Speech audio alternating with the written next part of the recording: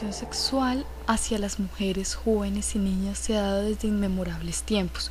Se origina por múltiples razones, como por ejemplo con el fin de humillar, aterrorizar la convivencia de una sociedad, extorsionar y amenazar diferentes familias, entre otras, para así establecer cierto tipo de poder sobre las comunidades.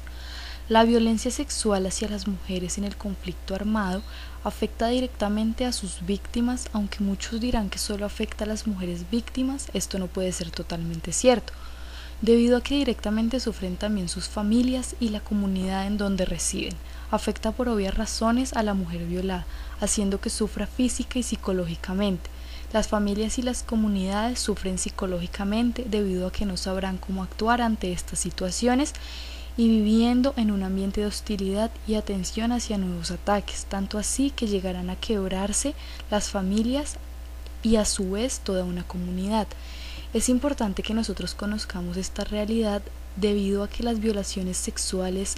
en el conflicto armado están afectando a gran parte de la población a nivel psicológico y físico. Además, causa una severa exclusión de parte de la sociedad hacia la víctima de esta agresión, puesto que juzgamos sin saber las causas reales por las que estas mujeres fueron sometidas a tan cruel acto que, además de dejarlas sin dignidad y con un gran daño psicológico, las desplazó junto con sus familias a un lugar donde tendrían que comenzar de cero para así tener una vida digna. Es necesario evidenciar la realidad de otras personas porque así podríamos ayudar a las víctimas de este conflicto, encargándonos de brindarles información para que denuncien a sus agresores y el Estado pueda dar ayuda adecuada para superar los daños psicológicos y médicos, evitando a estas mujeres problemas futuros de salud y a su familia brindándoles una vivienda para que puedan continuar con que van de la mano con el conflicto armado. Pensamos como estudiantes universitarias y ciudadanas de este país que se hubiera podido evitar antes de que el mismo conflicto iniciara. ¿Por qué decimos esto? Pues porque si tan solo tuviéramos de verdad un buen gobierno en primera instancia, los grupos paramilitares ni guerrilleros existirían.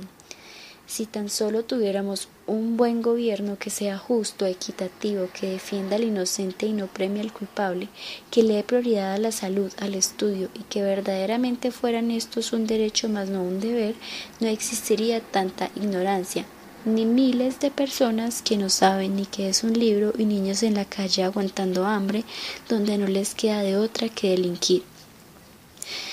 Si hubiéramos evitado estos factores, hasta el mismo conflicto armado no hubiera empezado, pues ellos tenían ideales de defender todo esto, aunque ahora se hayan desviado un poco de su objetivo inicial.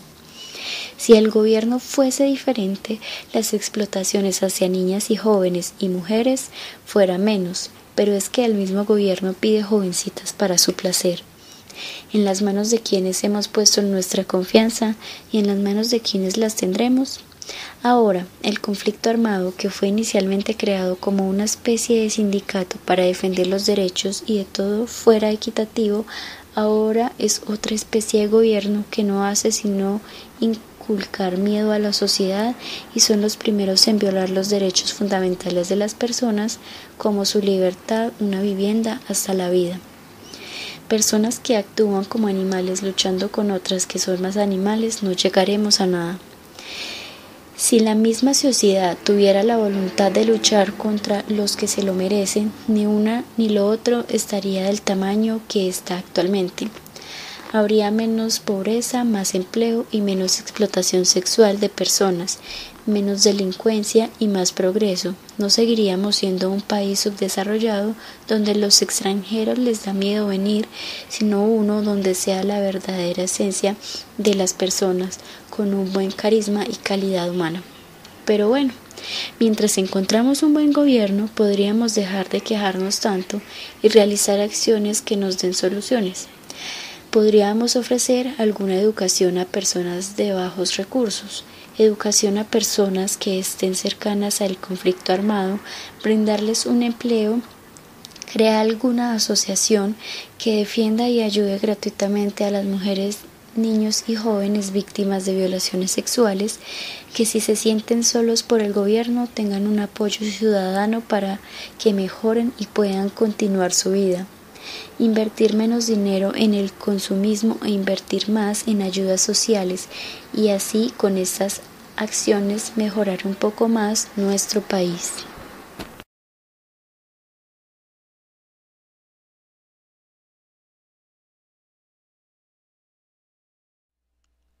Como conclusión, podríamos decir que hoy en día la violación sexual contra mujeres durante el conflicto armado se mantiene en la impunidad total, ya que las mujeres violadas suelen callar lo que les ha sucedido